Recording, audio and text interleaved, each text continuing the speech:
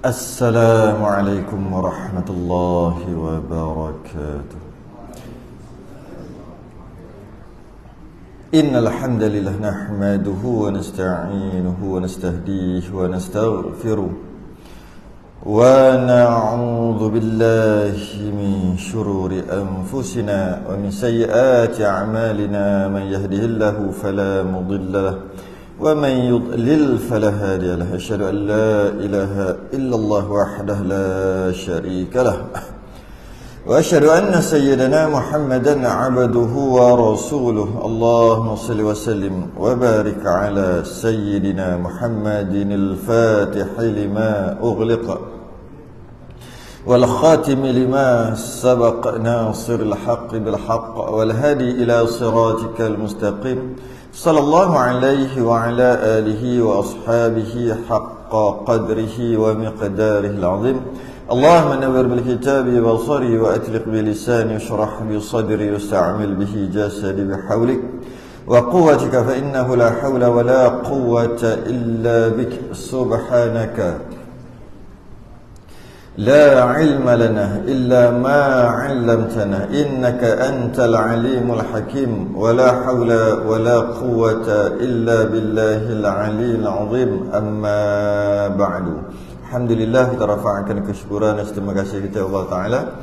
Pada malam ini dapat kita sambung kitab Badrut Tamam yang membicarakan tentang perjalanan Nabi sallallahu alaihi wasallam.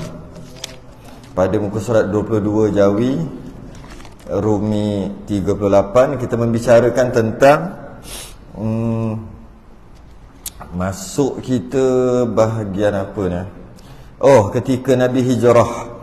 Ketika Nabi hijrah kemudian singgah di ataupun duduk di Jabal Thur. Kemudian duduk di sana sehingga 3 hari. Dia hantar makanan oleh anak Sayyidina Abu Bakar As-Siddiq setiap malam. Anak dia yang kecil sebagai spy pergi dengar apa orang cerita, apa tu cerita kat ayah dia dekat Gua Thur. Yang mana Gua Thur tu tinggi.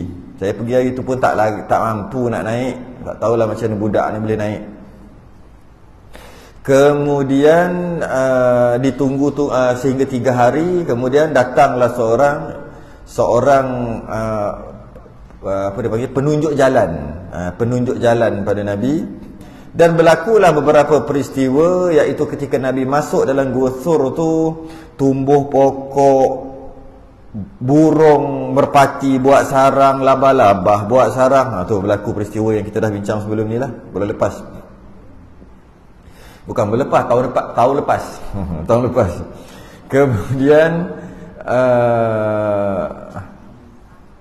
Kemudian datang penjejak. Dia ni memang kerja jejak nak cari Nabi, sehingga tapak kaki tu dia dapat jejak Nabi sehingga ke pintu Gua Thur tu, pintu tu.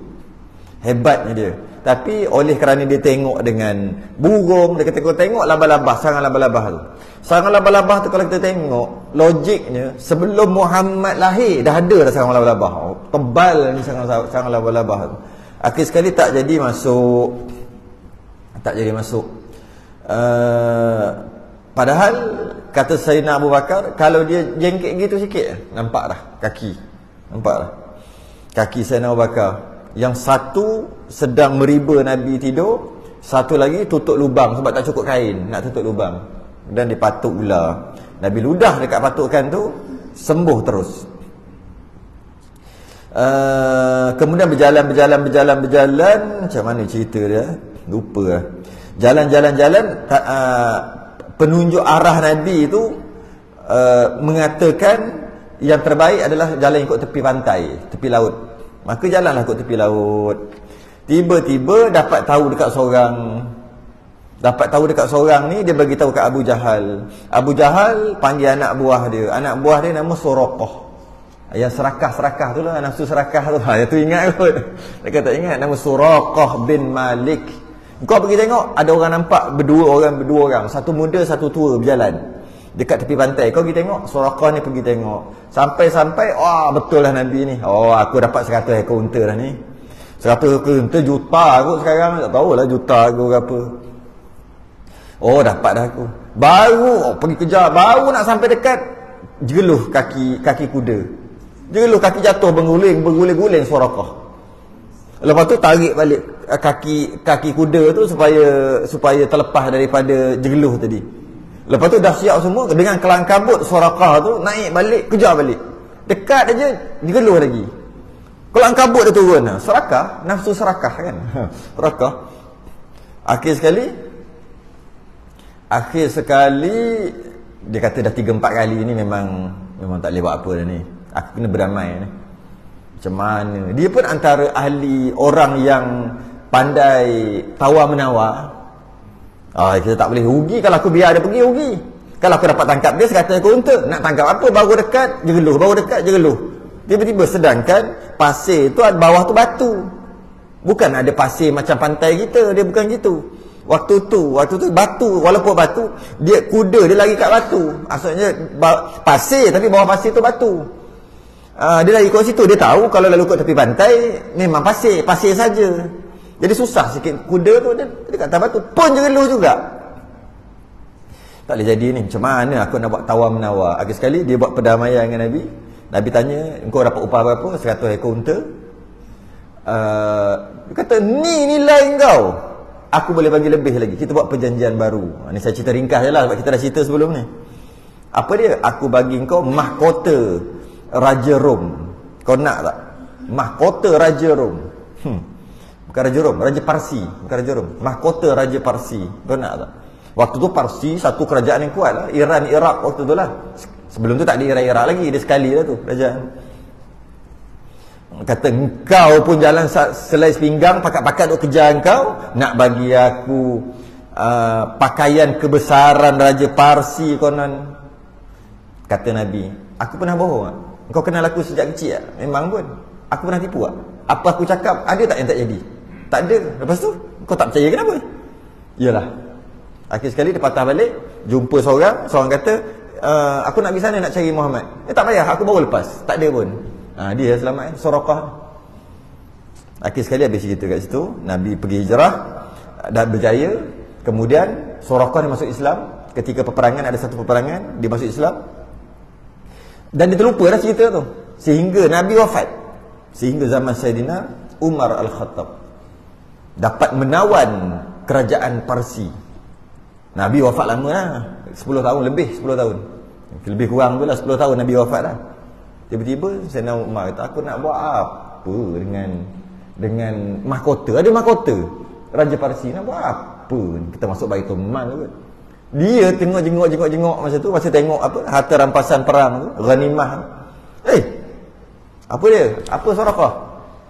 Itu barang aku yang punya. Tapi Suraqah dia ada buat perjanjian surat dengan Nabi. Masa Nabi kata aku nak bagi, dia kata cakap semua boleh cakap, kita buat surat. Maka Nabi pun buat surat. Nabi punya surat. Dia tulis surat tu hamba kepada Sayyidina Abu Bakar yang ada sekali, 4 orang ada hijrah dengan Nabi. Tulis dia buat keluar surat. Ni surat dia. Akhir sekali dapat kat Suraqah, pakai baju, ada katanya pakai mahkota Raja Parsi, pakai baju sekali, baju kebesaran macam raja tu.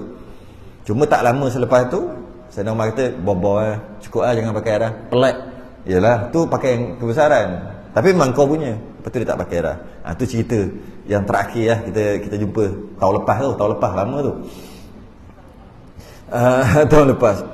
Sebab tu dia kata sini, dan jadilah tiada berjumpa ia akan seorang melainkan dikembali akan dia, dan berkata, kalau dia jumpa orang nak lalu jalan tu aja, Suraqah kata, tak ada, aku baru lepas lalu, memang tak ada pun, tak ada orang. Maka dia pun patah balik, telah aku cubakan jalan ini, maka tiada ada aku dapat seorang. Aku dah cuba lah jalan ni, seorang pun tak ada. Kita berhenti kat situ. Qala al-musannif rahimahullah ta'ala, kata pengarang, dan jatuh pada jalan ni beberapa ajaib. Lepas tu Nabi teruskan perjalanan, selamat, Suraqah dah buat perjanjian dengan Suraqah. Maka Nabi teruskan perjalanan. Masa perjalanan tu ada beberapa perkara ajaib yang berlaku. Banyak, setengah daripadanya dia cerita sikit aja, setengah aja. bahawasanya lalu mereka itu pada satu tempat bernama Qudaid. Sehinggalah lalu kot tepi pantai tu sampai satu tempat tu nama Qudaid. Ini kalau apa, kalau ada modal lah, ada duit sikit kan, daripada pergi cuti kat tempat-tempat London ke mana tempat mahal-mahal tu, baik cuti dekat, istilah kita panggil bercuti lah, dekat Mekah Madinah situ, ambil visa pelancong. Jangan ambil visa umrah, ambil visa pelancong 3 bulan, jalan pergi tempat-tempat macam ni. Daripada kita pergi tempat-tempat lain lah. Ini jenis orang pergi luar-luar negara ni kan, buat apa tengok bangunan orang kafir, buat apa pergi Rom, buat apa baik pergi sini, sambil-sambil pergi Mekah Madinah. Orang lain pergi 10 hari 12 hari, paling lama pun 2 minggu. Pergi ya 2 bulan, duit banyak. Simpan buat apa, bukan boleh orang mati pun, jalan lah, pergi. Nama tempat nama Qudaid. Pada satu tempat bernama Qudaid, atas seorang perempuan, ada seorang perempuan penduduk Qudaid tu, namanya Ummu Ma'bad, Ummu Ma'bad Al-Khuzaiyah. Tu nama dia. Ummu tu makna perempuan lah, ada perempuan. Dan adalah ia memberi makan dan minum tiap-tiap mereka yang lalu dengan dia. Dia memang kalau orang lalu tu jalan macam highway lah, kita kata macam highway. Kalau orang lalu jalan tu, dia akan bagi makan minum. Ada orang kaya kan, dia bagi sedekah lah, macam sedekah bagi makan minum siapa lalu jalan tu. Memang begitulah adat orang Arab. Macam orang datang ke Mekah kan, zaman sebelum Nabi lagi, antara orang yang bagi makan minum itu Abdul Muttalib, datuk Nabi. Waktu tu Nabi tak ada lagi, tapi Abdul Muttalib malah ayah pada dia lagi, Hashim ayah pada dia lagi, keturunan dia, orang yang bagi orang datang Mekah bagi makan, bagi sedekah, bagi. Dia memang gitu adatnya. Kalau orang datang musafir, dia bagi makan. Dia tahu dengan dia sedekah lagi banyak rezeki dia dapat. Padahal itu waktu tu Islam tak sampai lagi, Nabi tak ada lagi tu. Sebab tu sedekah ni dia special. Dia bukan orang Islam aja dapat manfaat, orang kafir juga dapat manfaat. Dia ada ibadah tertentu yang hanya orang Islam je dapat, orang kafir tak dapat. Macam semayang, kita semayang dapatlah kesan daripada solat tu kat kita, dengan murah rezeki ke apa dan sebagainya. Orang kafir semayang tak dapat. Sebab semayang dia pun tak sah. Dia semayang macam kita pun tak sah, dia kena masuk Islam dulu. Ada ibadah tertentu yang hanya untuk orang Islam. Tapi ada juga ibadah lah kita panggil, yang orang kafir juga dapat manfaat. Contohnya buat baik dengan orang. Buat baik dengan orang, dia orang kafir buat baik, ada manfaat untuk dia. Allah balas di atas dunia. Akhirat dia orang kafir, neraka lah. Cuma di atas dunia Allah balas. Antara yang Allah balas adalah sedekah. Malah kalau kita perhati, saya duk perhati orang Cina, kalau dari sudut percayanya sedekah, dapat dengan bersedekah dapat Allah ganti, ataupun Tuhan gantilah, senang cerita. Dengan sedekah Tuhan akan ganti lebih banyak. Takkan miskin, takkan apa kedana orang yang sedekah. Nabi bagi tahu tu. Okey. Kalau kita tengok, kalau kita bandingkan orang Islam dengan orang kafir, yang saya tengok orang kafir lagi percaya. Orang kafir lebih percaya. Oh tak apa-apa, kita bagi. Nanti Tuhan kasih murah ni rezeki. Ada. Dia macam-macam ada. Dia suka sedekah. Dia suka menyumbang. Sebab dia tahu dengan menyumbang akan dapat banyak balik. Tapi orang Islam agak-agak begini. Cuba buat cocok sikit, 2,000 malam ni. Duit banyak. Tak, duit ada 100,000. Kalau duit ada 3,000, jangan ada buat keluar 2,000. Duit ada 100,000 dalam bank, cuba cocok 2,000 masuk dalam tabung suram. Gigil. Takkan miskin, takkan apa kedana orang sedekah. Percaya? Nak tahu percaya tak percaya, berapa persen kita ambil duit dalam bank kita ada? Ambil berapa? Tak payah banyak-banyak, 10%. Banyak lagi, dah 2% aja. Harta yang kita ada, ambil 2% je, bagi sedekah lah maksudnya. Tanah kita harga berapa? 300,000, ambil 2% aja. Berapa nilai dia? Cuba bagi. Tak memang kalau logik kita pun tak apa-apa kedana aku cuba buat, boleh tak? Gigil, tak boleh. Tak boleh nak buat. Sebab tapi orang kafir dia buat. Cuma dia tak beritahu kita lah. Tapi taklah nama sedekah. Tapi maksudnya perbuatan itu dia buat. Dia bagi dekat anak orang-orang tua-tua yang cara dia lah, sedekah cara dia. Tapi sedekah dia tak ada pahala lah. Cuma sedekah cara dia, dia tahu. Dengan dia buat keluar duit, dia akan dapat banyak lagi. Dan dia terbukti dia dah buat. Macam-macam lah dia, sedekah cara dia. Early bird lah. Macam-macam istilah-istilah. Dia time kerja, time menega kerja gila-gila. Kerja, tapi dia tak ada halal haram, sapu aja, itu bab lain. Bila dah dapat, dia sanggup bagi sebahagian daripada harta dia, sebab dia tahu kalau bagi dia akan dapat lagi banyak. Dari sudut kepercayaan, kalau kita tengok, mereka lagi percaya. Dari sudut tu lah, dari sudut apa? Sudut dengan bagi akan dapat lebih banyak. Orang Islam sendiri tak berapa lah, tak berapa. Kena ada banyak sungguh, kena ada 1 juta, baru boleh bagi 10,000. Tapi kalau ada 100,000 boleh bagi 10,000. Itu yang kata tu memang susah lah. Tak, habis tu orang sesak, orang tak ada duit, buat cara tak ada duit. Ada 1,000 boleh bagi 100, sama je. Orang ada 1 juta boleh bagi tak 10,000. Orang ada 1,000 boleh bagi tak RM50. Sama dari sudut nilai, daripada sudut persen nisbah dia sama je. Allah Maha Adil. Bukannya dia kaya sedap lah dia boleh bagi 10,000. Dia kaya ada 18 juta bagi 10,000, tu berapa persen aja. Kawan ni ada 1,000 bagi 100, dia lagi besar 100 dia daripada 10,000 kawan ni. Dia bukan tengok berapa nilai yang kita keluar, tidak. Dia tengok berapa persen yang kita keluar daripada harta kita. Ini tidak, kita tengok dia sedap bagi 100 juta, 100 juta. Dia ada 1 bilion. Lagi besar seorang ni gaji 1,000, dia boleh bagi kat masjid RM50 sebulan. Lagi besar dia punya RM50 daripada juta orang kawan ni. Dia tengok, bukan tengok nilai, tapi kita tengok nilai. Itu silap kita. Jadi dia ni bagi sedekah, dia bagi. Orang lalu dia bagi. Satu lagi, dengan bagi dia ada perniagaan, jual daging, jual susu, jual apa. Jadi akan berkembang tempat tu. Tempat yang banyak sedekah, dia akan berkembang. Dia memang begitu. Jadi dia ni Ummu Ma'bad Al-Khuza'iyah. Susah nak sebut nama dia. Dia ni memang sentiasa bagi. Orang lalu dia bagi. Jadi menyebabkan orang singgah kat situ. Bila orang singgah, orang tengok, ada kedai, beli kat kedai. Ada susu, beli. Ada unta, beli. Macam tu lah. Dia ada perniagaan dia buat kat situ, tapi dia sedekah. Maka makin membesarlah tempat tu. Dan adalah ia memberi makan dan minum tiap-tiap mereka yang lalu dengan dia. Siapa yang lalu, dia akan bagi makan minum. Dia akan bagi makan minum, makan free. Okay. Dan adalah tahun itu kemarau. Tahun yang Nabi pergi tu, Nabi hijrah tu, tahun tu kemarau. Maknanya dia tak bagilah. Dah kemarau, nak bagi macam mana? Dia tak boleh bagi. Maka menuntut mereka itu daripadanya akan laban atau daging. Orang yang lalu, tak ada makan-makan ke? Biasa lalu sini, highway lalu kat jalan ni ada makan-makan. Tak ada makan-makan ke? Tak ada. Susu-susu tak ada. Tak ada, kemarau. Bila kemarau, air tak ada. Bila air tak ada, kambing, unta tak boleh nak minum. Sikit minum. Bila minum sikit, susu pun tak ada. Kalau macam tu, dia kata akan laban atau daging yang membeli mereka itu. Akan dia, tak apalah, kita orang beli je. Sebelum ni free kan, kita orang beli pun tak apa. Tak ada, dia kata. Maka tiada dapat mereka itu. Tak dapat. Tak dapat juga. Yang lalu-lalu tak dapat. Sebab kemarau.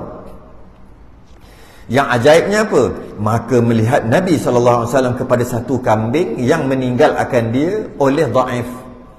Nabi memang lalu kat tu, lapar dan sebagainya. Bila macam tu, dia tengok memang tak ada apa-apa. Memang Sayyidina Abu Bakar pun tanya, ada apa-apa ke? Tak ada apa-apa. Nak beli pun tak ada.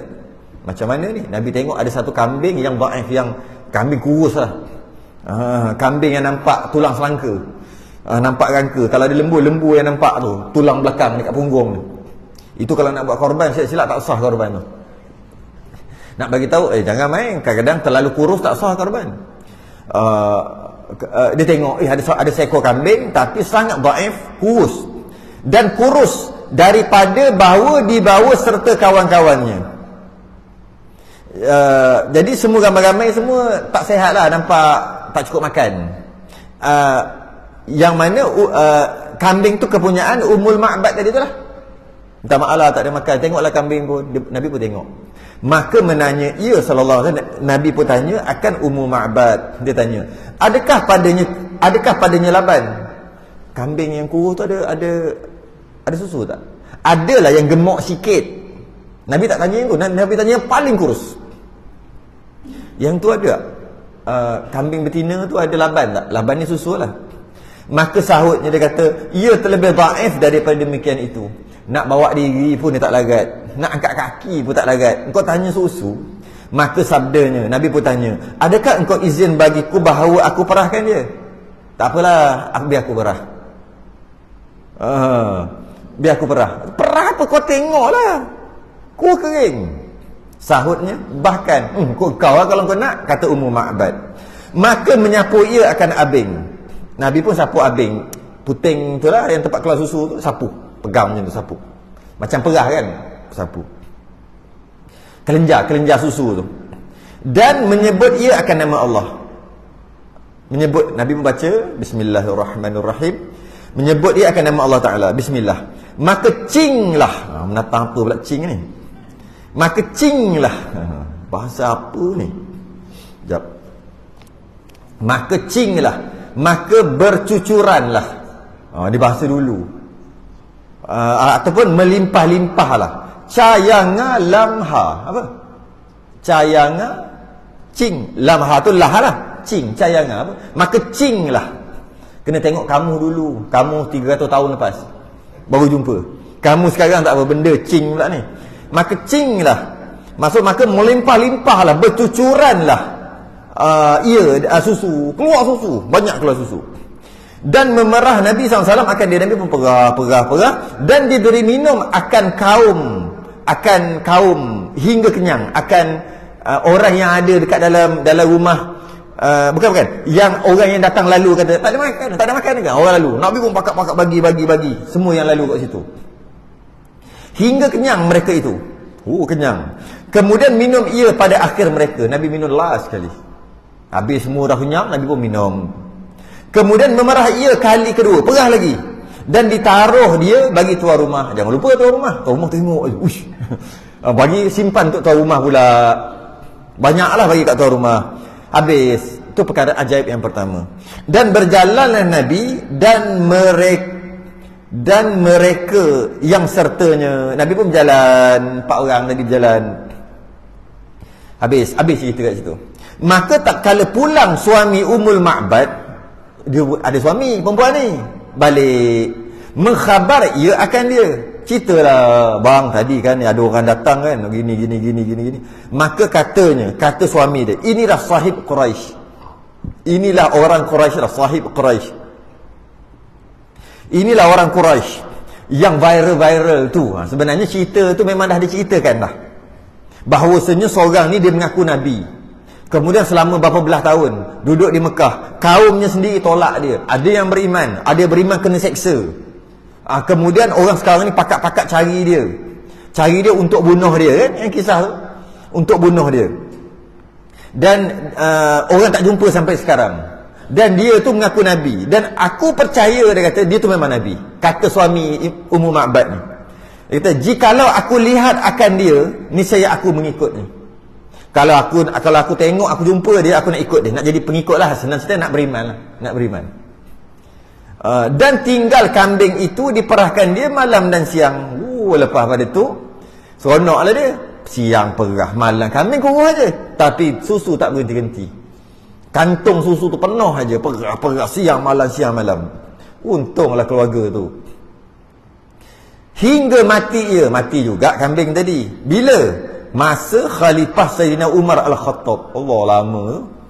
Waktu tu Nabi baru hijrah. Nabi duduk di Madinah 10 tahun. Lepas tu Nabi wafat tahun ke-11.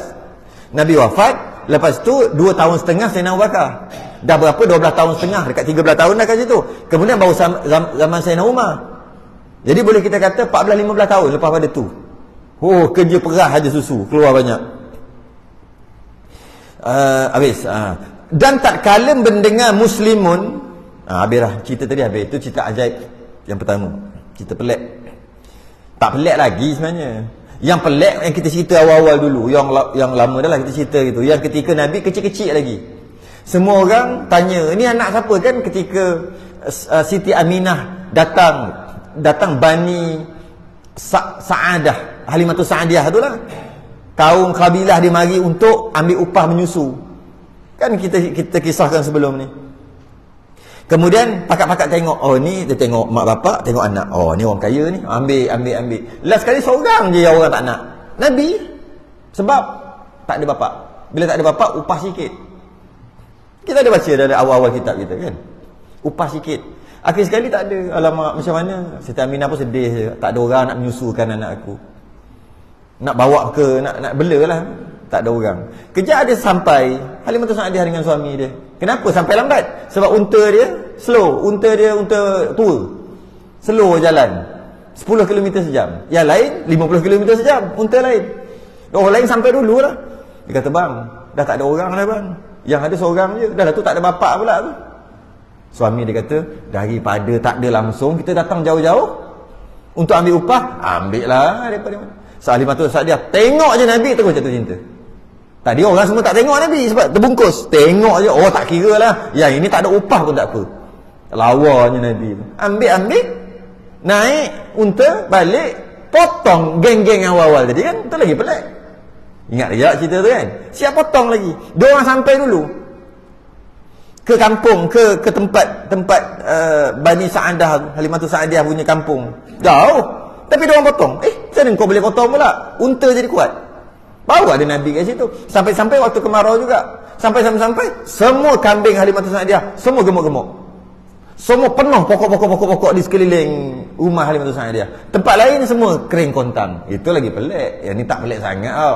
Setakat Nabi pegang gitu, keluar susu, taklah pelik nak dibandingkan cerita sebelum ni. Lagi pelik. Okay. Dan tak kala mendengarlah muslimun yang di Madinah dengan datang Nabi, sampailah berita Nabi dah on the way dah. Nabi dah on the way. Orang Madinah tahu dah. Sebab ketika 2 tahun sebelum hijrah, orang Madinah, orang Yathrib dah datang jemput Nabi untuk pergi ke Yathrib, ke Madinah, supaya jadi ketua kerajaan di situ. Dijemput tapi buat secara senyap-senyap. Datang senyap-senyap. Berapa belah orang datang jumpa Nabi. Kami daripada Yathrib, kami nak beriman dengan kau. Semua penduduk Yathrib ni Madinah dulu, nak beriman dengan kau juga. Maka kau datang, kita buat kerajaan dekat sana, kau jadi ketua. Senyap-senyap. Tak tahulah dia panggil langkah Yathrib kot.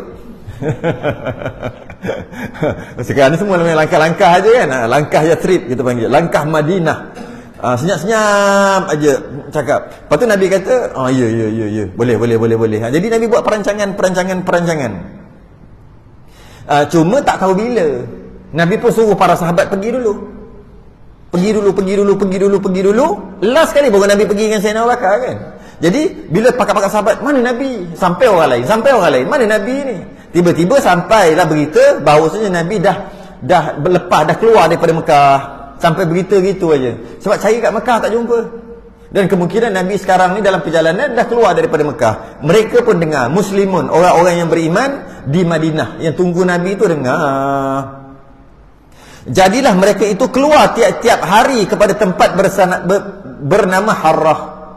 Tiap-tiap hari diorang pergi dekat tempat nama Harrah. Ni pun kat mana pun tak tahulah. Tu kalau katalah, kalau ada masa, ada kos yang mampulah, siapa mampu, pergilah cari tempat macam ni. Pergilah. Barulah kita ada rasa. Kalau tidak, rasa begitu aja. Nabi hijrah gitu aja, dengar cerita tiap tahun. Tu aja. Mak hijrah, awal Muharram. Tu aja duk cerita. Tapi tak ada rasa. Tempat bernama Harrah. Pergi tempat bernama Harrah. Dia pergi ke Harrah tu sebab tunggu Nabi. Sebab ni Madinah, Yathrib. Kat belakang ni hutan contohnya. Maksudnya kat belakang tu maksud belah sana hutan, belah sana laut. Dia ada gitu. Belah sini bukit bukau, belah sini jalan rata je. Jadi ada beberapa jalan yang logiknya Nabi akan lalu kat tu. Takkan Nabi lalu kat bukit bukau nak turun naik. Kenapa tak jalan sini? Jadi Harrah ni adalah satu tempat yang logiknya situlah orang mari ke Madinah. Orang nak mari Madinah jadi ikut jalan ni. Takkan nak lalu jalan laut. Jalan senang ada, kenapa jalan susah? Jadi pakat-pakat tunggu di Harrah. Hal keadaan menanti mereka itu akan dia hingga waktu zahirah, sehingga waktu zuhur. Tunggu sampai waktu zuhur. Tiap cari tunggu sampai waktu zuhur, sampai waktu zuhur. Tengah hari je lah. Tunggu. Tapi dia stop kat sini cerita ni. Sebenarnya ada cerita lain. Jadi beberapa tempat, maksudnya jalan nak datang ke Madinah, ada 3 cara yang mudah, 3 jalan yang highway, senang dan biasa orang lalu. Ada satu jalan orang tak akan lalu. Ada satu jalan jarang-jarang orang lalu sebab dia menyusahkan. Ada satu jalan jarang-jarang juga lalu kerana menyusahkan juga. Sama ada jalan Bukit Bukau, menyusahkan. Sedangkan nak masuk Madinah ada jalannya, kenapa jalan susah? Jadi mereka menunggu 3 jalan ni yang kemungkinan. Jadi pembesar-pembesar semua tunggu dekat 3 jalan ni.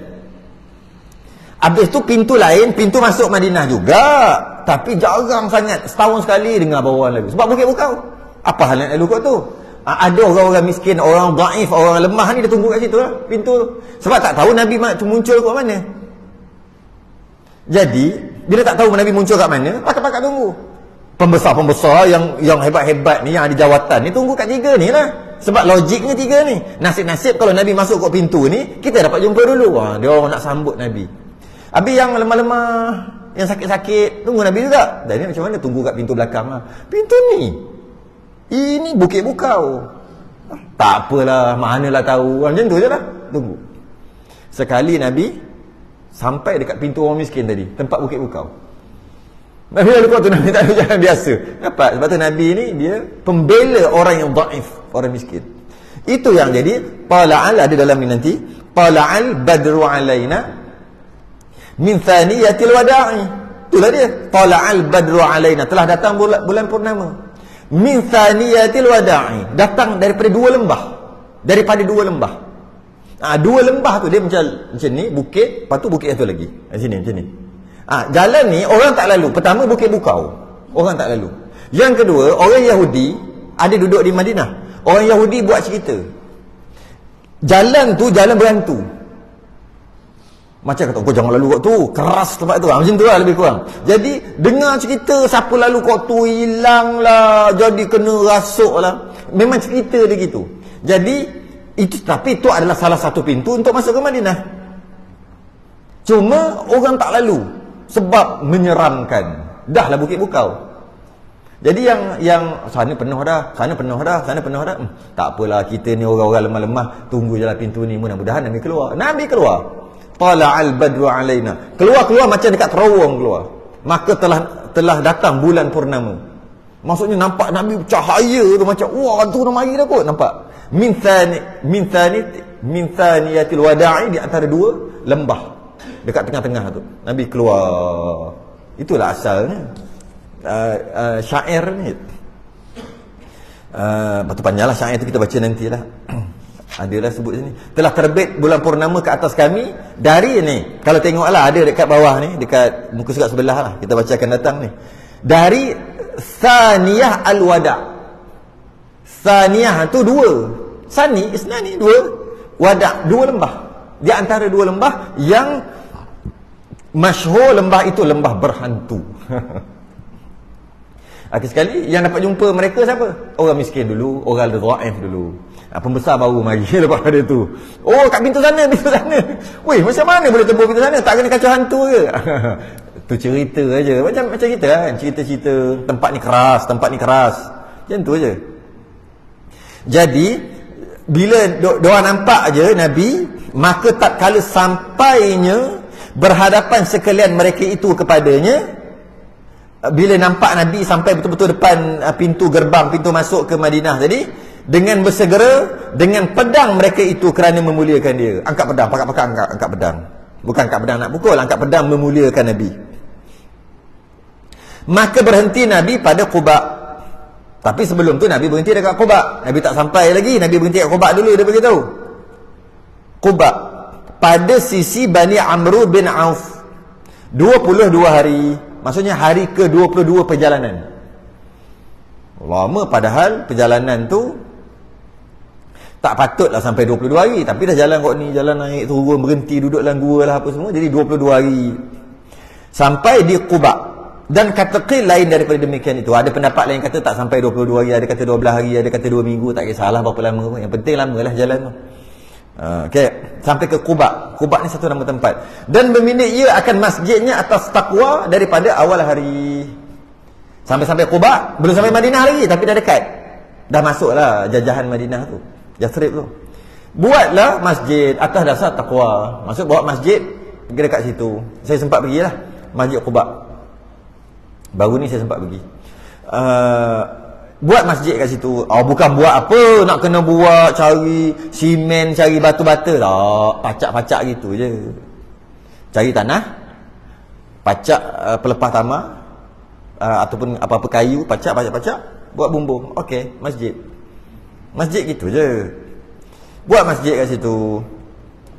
Berhenti kejap cerita tu kat situ. Dia nak cerita lain pula. Dan mendapatkan dia oleh Sayyidina Ali karramallahu wajhah. Dan cerita Sayyidina Ali yang ni cerita ni sambungan balik. Kan ketika Nabi keluar dengan Sayyidina Abu Bakar, kan dia suruh Sayyidina Ali duduk kat tempat tidur dia. Engkau diam-diam duduk kat sini. Engkau diam-diam duduk sini tempat tidur aku. Kau jangan risau, Allah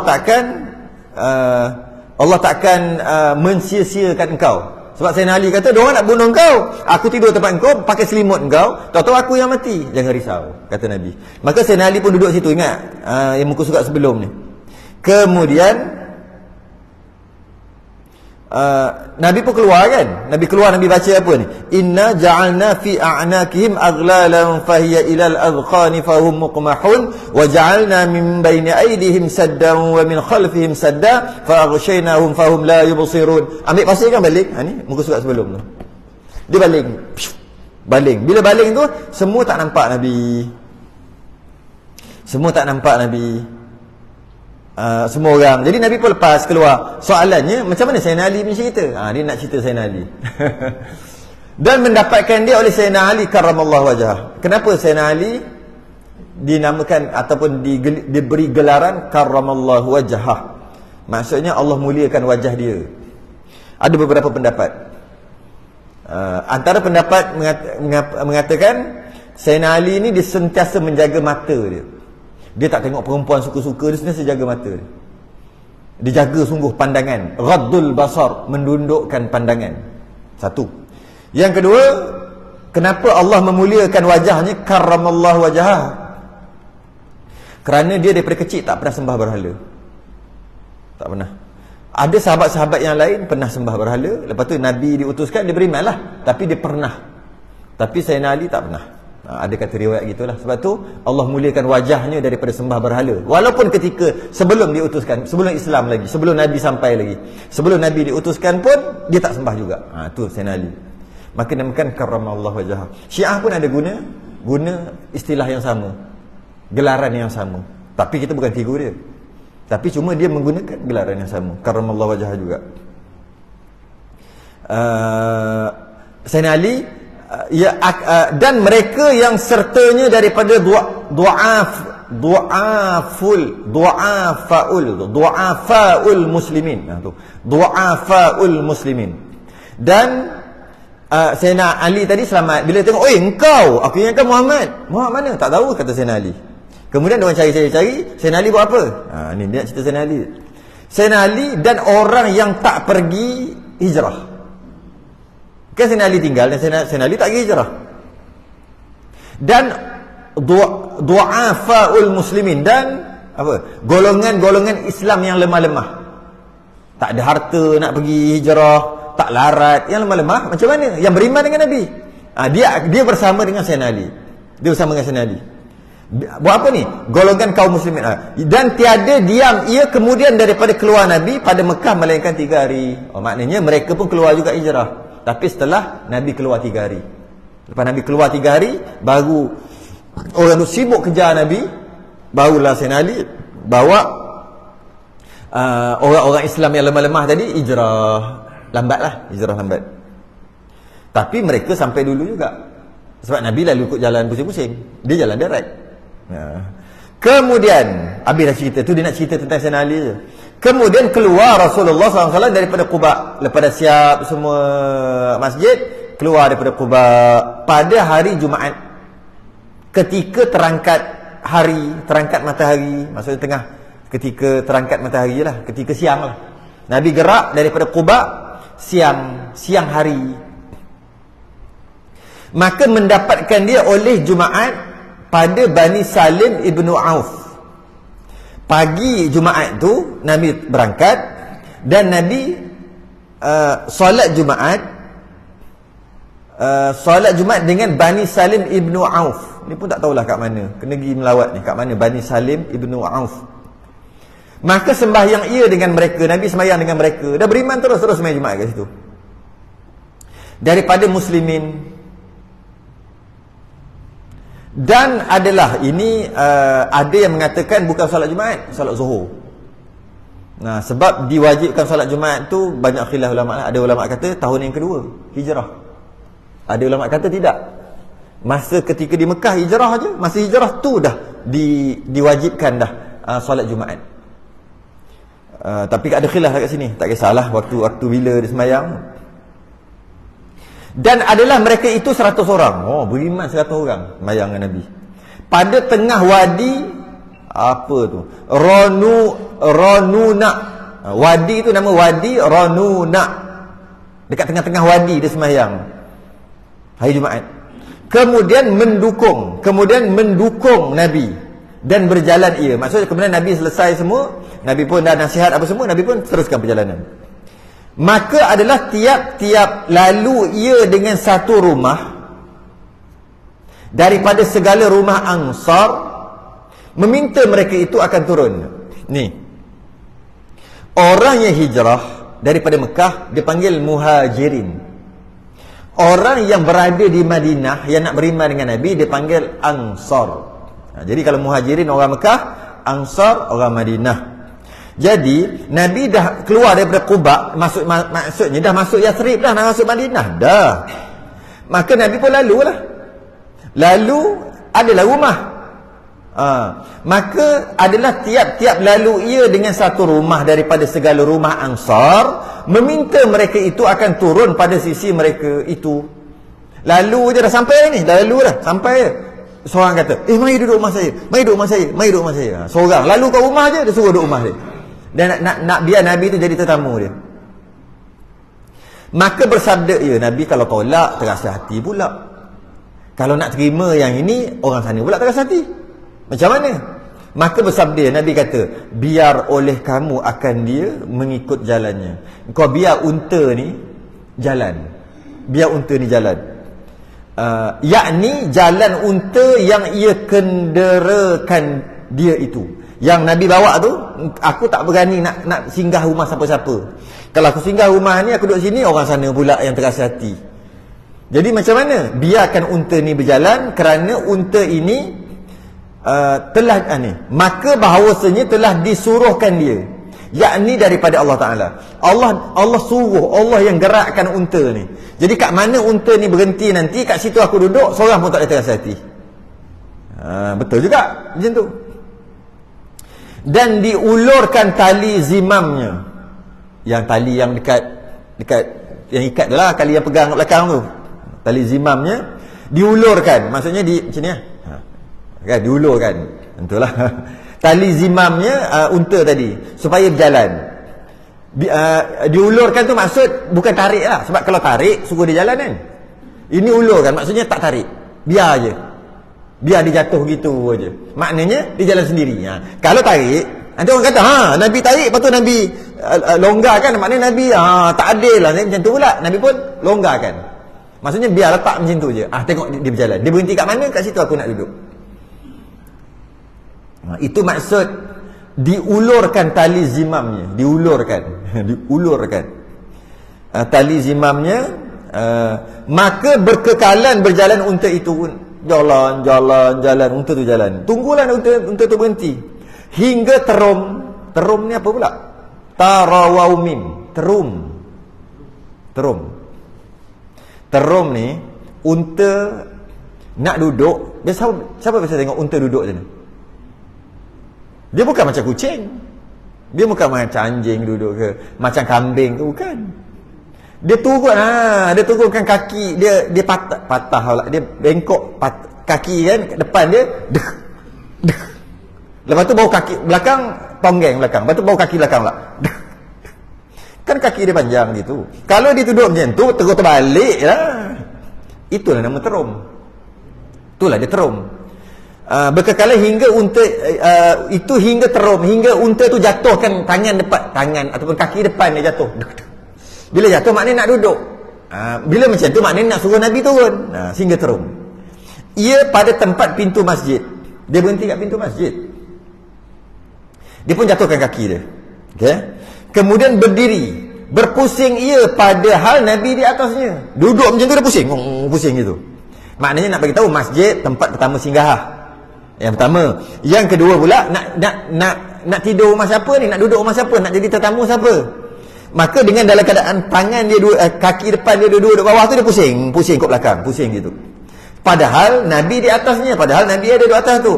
Hingga terum ia pada pintu, sehingga terum dia tadi, kaki dia patah tadi, bengkokkan kaki dia tadi, sehingga berpusing-pusing sehingga pada pintu Abu Ayyub. Dia seolah-olah jatuhkan kaki, lepas tu pusing macam tu lah. Lepas tu berhenti, macam gasing gitu. Lepas tu berhenti, menghala ke mana? Rumah tu lah. Macam tu unta tu buat. Rumah siapa? Pada pintu Abi Ayyub Al-Ansari, penghulu Bani An-Najjar. Penghulu Bani Najjar adalah kabilah kat situ yang duduk dekat Yathrib tu.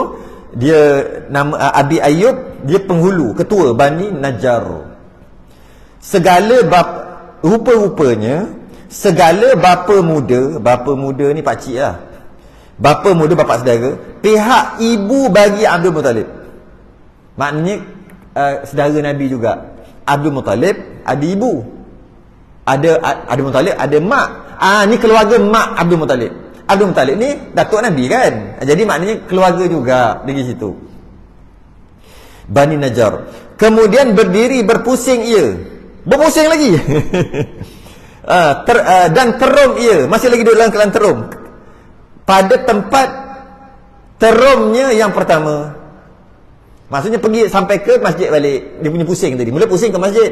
Maknanya singgah masjid lah dulu. Lepas tu pusing ke rumah Abu Ayyub Ansari. Nabi tahulah kat situ. Kemudian pusing balik ke masjid. Pusing. Macam gasing. Kemudian bersuara. Nabi pun faham. Maka turun Nabi. Nabi faham dah, turun Nabi. Daripada unta. Dan bersabda ia. Nabi pun cakap, inilah tempat insya-Allah ta'ala. Ini tempat. Aku akan jadi tetamu orang ni. Seronoklah Abu Ayyub. Orang lain tak boleh kata lah. Unta yang tentukan. Yang mana unta ni Allah yang tentukan. Dan dapat suka hati sekalian ahli Madinah. Suka hatilah semua ahli Madinah. Suka hatilah sebab Nabi ahli Madinah suka hati sebab Nabi dah sampai. Abu Ayyub Ansari dia seronok sebab jadi tetamu. Abu Ayyub Ansari ni dia buat bilik. Nanti dia cerita. Dia buat bilik. Dia bagi Nabi tidur ke atas. Dia ada macam katil 2 tingkat lah, macam tu lah. Tak tahulah macam mana zaman dulu punya katil 2. Dan panas. Malam pun panas. Bila panas, Nabi berpeluh. Dia saja suruh Nabi tidur atas. Bawah pun boleh. Tapi dia suruh Nabi tidur atas sebagai memuliakan. Nabi peluh. Bila Nabi peluh, titik dia ambil. Tak. Peluh Nabi. Buat apa tau? Buat minyak wangi. Buat perfume. Bukan pakai minyak peluh aja, campur dengan minyak lain. Macam buat ibu minyak wangi tu. Campur, dia wangi. Tu kata, memanglah Nabi ni, qul innama ana basyarum mithlukum. Aku macam kamu, kata Nabi. Tapi tak sama. Jenis spesies je sama, jenis spesies manusia. Nabi spesies macam kita manusia, ada tangan, ada kaki, ada mata, berkahwin, ada anak sebagainya. Itu dari sudut tu sama. Tapi Nabi yuha, terima wahyu. Nak terima wahyu dia kena suci zahir batin. Dia tak boleh ada najis dekat badan dia. Nabi kalau buang yang kecil, buang yang besar, dia tak keluar tai, dia tak keluar air kencing, tak bau hancing. Nabi sebab yang keluar tu bukan najis, dia panggil fudalat. Kita keluar najis, Nabi keluar fudalat, dia panggil fudalat. Darah Nabi ada sahabat minum. Ui, peliknya, hanya itu darah kita. Nabi tak sama. Betul kata kadang-kadang ada Ummu Aiman minum air kencing Nabi. Kita air kencing. Memang air kencing kita hancing. Air kecil Nabi tak. Sebab Nabi dia tak ada najis dekat dia. Itu yang kata dia ambil apa? Peluh tu buat. Itulah cerita sikit. Nanti kita baca sikit lagi. Berapa dah? 49 minit. Sikit lagi. 5 minit lagi.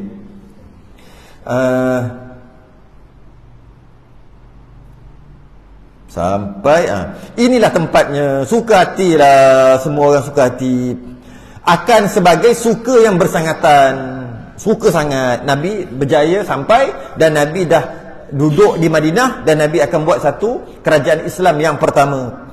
Berkata Anas bin Malik. Anas bin Malik ni hamba Nabi. Mak Anas ni bagi kecil-kecil je. Anak kecil lagi. Kau ambil lah anak aku. Kau buatlah apa kau nak buat. Dia bagi Nabi gitu. Anas bin Malik ni, sahabat Nabi yang antara yang sahabat besar lah. Tatkala adalah hari yang masuk pada Rasulullah akan Madinah. Tu apa benda pula tu? Ca ra alif ca alif. Apa? Ca ra alif ca alif. Tatkala adalah hari yang masuk pada Rasulullah akan Madinah. Bila Nabi masuk je ke dalam Madinah, ca ra alif ca alif. Caraca apa? Caraca daripadanya oleh tiap-tiap suatu. Caraca. Ini kena tengok kamus lah. Saya dah tengok kamus dah tadi. Kamus Dewan Bahasa yang lama kan. Caraca ni maksudnya taat setia. Taat setia. Dengan maksud lalu masuk je Madinah, pakat-pakat jumpa Nabi, menyampaikan taat setia. Aku nak beriman, aku jangan risau, aku beriman, aku tu taat setia. Bai'ah lah. Daripadanya oleh tiap-tiap satu, tiap-tiap seorang, semua orang Madinah beriman dengan Nabi. Dan naik oleh segala perempuan yang di dalam tirai-tirai ke atas sutuh. Sutuh pula. Apa benda sutuh? Sin ta waw ha. Sin ta waw ha. Ha pedas. Perempuan-perempuan yang duduk dalam tirai, perempuan dalam rumah lah maksudnya, dalam tirai-tirai tu maksud dalam rumah, dalam bilik, pakat-pakat ke atas sutuh. Sutuh ni kalau bangunan atas sekali, yang straight tu, yang rata tu, yang kalau ada kadang-kadang ada gambar helikopter tu kan, tu benda tu. Kalau masjid dia akan ada menara. Dululah masjid dulu ada menara dia straight sampai atas sekali, dia ada rata. Anak letak speaker semua kat situ tu, ayah rata tu dia panggil sutuh. Ataupun rumah-rumah orang kaya ni, tingkat 3 dia tak ada bumbung, straight aja. Sambil dia nak petang-petang nak minum-minum duduk atas kan. Itu panggil sutuh. Itulah sutuh.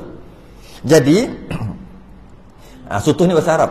Jadi anak-anak dara ataupun perempuan-perempuan yang duduk dalam tirai-tirai, duduk dalam bilik, perempuan duduk dalam bilik ya, duduk dalam.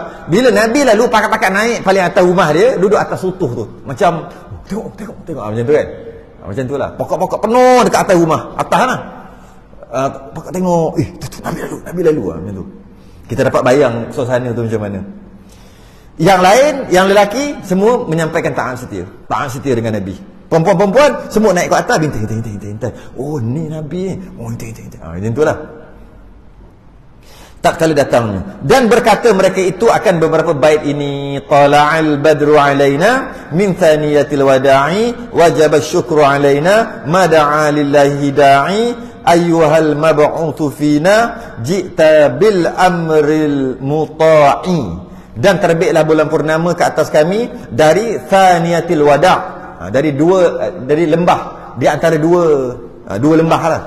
Maka wajiblah kami bersyukur selama orang yang berdoa memanjatkan doa kepada Allah. Wahai Nabi yang diutuskan kepada kami, engkau datang dengan membawa perintah yang wajib ditaati. Kita baca banyak kali dah. Oh benda tahu tak? Tala'al badru. Oh benda tahu. Ini yang cerita dia. Kita biasalah ceritalah, bukan main.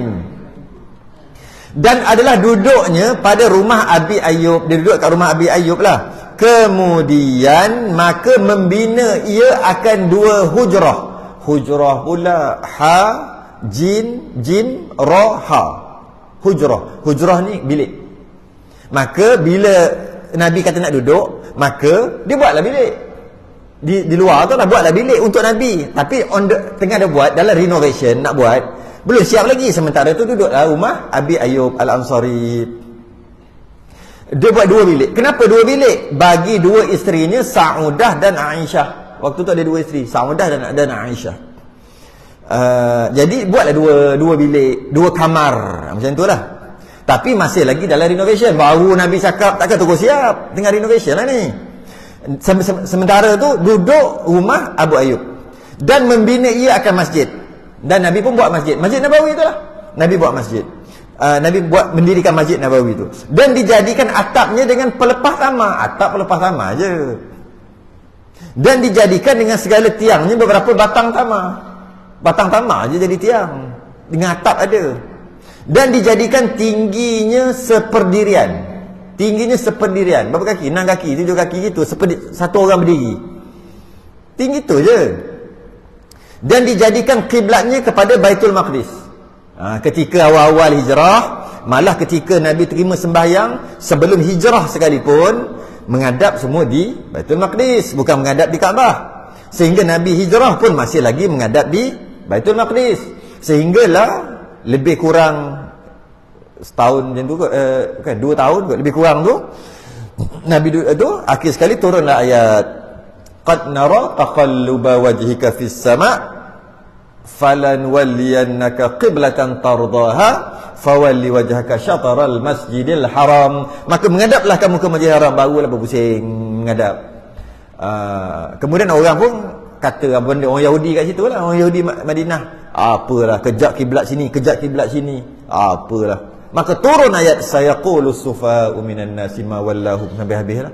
Bodoh orang yang cakap gitu. Dia pun bodoh kata orang Yahudi tu. Sebab mana-mana arah pun semua milik Allah. Tak ada masalah pun nak tukar-tukar. Surah Baqarah tu. Itu juzuk yang kedua. Buat pakai tiang tama aje. Dan orang penuh lah dalam tu. Penuh lah dalam tu. Masa tu menghadap Baitul Maqdis, orang ramai sembahyang. Penuh orang sembahyang. Orang yang beriman semua pakai sembahyang. Padahal tiang tama, pelepah, pakai daun-daun gitu aje buat bumbung. Kita aircon, kipas lagi, aircon lagi, kapet lagi. Tak mari lagi, tak tahu nak cakap, nak jawab macam mana kat Nabi dengan para sahabat. Tengok para sahabat datang Allah, duduk atas pasir. Itu yang ada badui kencing tu, kencing dalam masjid. Ya, akan ada kisah badui kencing dalam masjid. Sebab apa? Pasir itu aja ada tiang. Tinggi pula satu lah, tinggi. Angkat tangan dah kena sampai dah. Lampu tak ada malam. Penuh masjid. Kita penuh macam-macam ada. Jawablah nanti. Dipersoalkan. Akan dipertanggungjawabkan nanti. Wa amma bi ni'mati rabbika fahaddits. Baca beribu kali dah. Wa amma bi ni'matika, dan sesungguhnya nikmat yang Allah bagi, fahaddits, kamu ceritakan.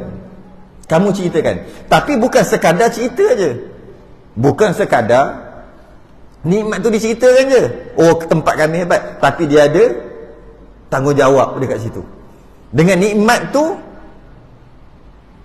khusyuk tak? Satu. Dengan nikmat tu mari tak? Mari tak? Dalam ayat apa? Thumma latus'alunna yawma idzin 'anil na'im.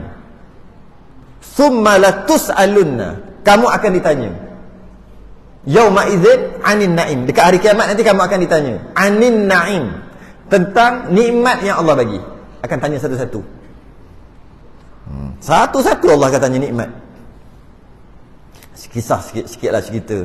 Sayyidina Umar, dia berjanji dengan Nabi nak jumpa dekat satu tempat lah, nak pergi ke satu tempat. Tapi Sayyidina Umar kata, aku tunggu tengah jalan lah, sebab aku ada hal ini, nanti aku tunggu, aku jumpa kamu tengah jalan untuk kita pergi ke destinasi kita.